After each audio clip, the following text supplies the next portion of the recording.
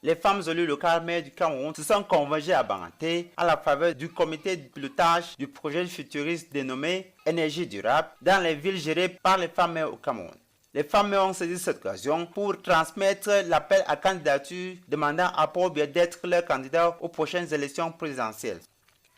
Je voudrais d'abord remercier le président qui a permis que la décentralisation soit. Sachant que nous sommes déjà engagés dans la décentralisation avec les transferts de première génération, avec l'approfondissement, avec les textes, et le président nous conduit vers l'accélération, il était important qu'une partenaire comme Mme Ségolène Royal, qui a mis dans la cagnotte des partenaires de la coopération telle que l'AIMF, la Fondation Veolia, 500 000 euros. Portant le projet à plus d'1 500 000 euros, donc presque 1 milliard de francs qui seront dépensés dans les communes de femmes maires. C'était donc important qu'elles viennent voir ce que les 500 millions font à Banganté, à Fokwe, à Fanloum. Et elle est venue lancer également une deuxième phase de projet. Elle va nous aider, nous les femmes mères, à équiper nos centres de santé intégrés, notamment pour sécuriser les maternités. Un enfant qui voit le jour dans l'obscurité parce que le centre de santé n'est pas éclairé est un enfant qui engage sa vie dans des conditions particulières. Donc elle a pris l'engagement, elle a retenu 10 communes et le gouverneur l'a interpellé et lui a demandé d'étendre sur plus de communes.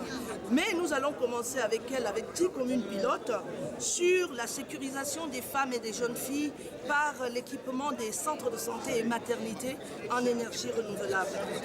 L'éclat de cette cérémonie était rehaussé par la présence de son Excellence, Madame la puissante Ségolène Royal, ministre française de la décentralisation et du développement local, présidente de la COP 22, présidente de la Fondation Désir d'avenir et à Planète, venue appuyer les femmes maires du Cameroun qui souhaitent la transformation des technologies sur les énergies renouvelables, venue rencontrer ces petits homonymes à Banganté.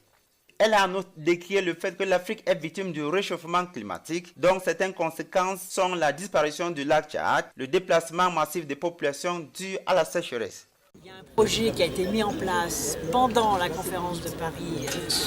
sur le climat avec l'association des femmes maires, Célestine, et nous avons apporté un financement dans le cadre de ce projet parce qu'on a vu que c'était un projet sérieux et qu'ici sur le terrain il y avait des hommes et des femmes qui étaient prêts à déployer et à réaliser ce projet. C'est vraiment la révolution énergétique qui est en mouvement, qui est dans l'accord de Paris sur le climat, à la fois pour lutter contre les gaz à effet de serre, c'est les énergies renouvelables, et en même temps c'est un potentiel qui est là au-dessus de nos têtes avec le soleil, qu'il faut transformer en énergie, et donc il y a une exigence de transfert de technologie entre les pays dits industrialisés, eux qui ont utilisé les énergies fossiles et donc qui ont pollué la planète, qui sont responsables du réchauffement climatique, et les pays africains qui ne sont pas responsables du réchauffement climatique et qui pourtant en subissent les conséquences avec justement la chaleur, la sécheresse, les déplacements de population, etc. Et donc c'est cette justice climatique aussi qu'il faut réaliser. Et c'est pour ça qu'en tant que présidente de la COP 21, j'ai absolument voulu que l'Afrique soit une priorité dans le cadre de l'accord de Paris sur le climat. Président de cette cérémonie, le gouverneur Awa Fonka Gosson a exhorté les femmes mères à s'inspirer de la carrière politique aussi riche de Ségolène Royal, donc à plus d'adhérents au travail, surtout que le mandat des maires a été prolongé à 1 an de plus. En fin de son séjour à Banganté, le lieu du jour a rendu une visite de courtoisie au chef supérieur Banganté, mais avant, Mme Kecha Koutes a fait d'elle membre d'honneur de l'OFRDPC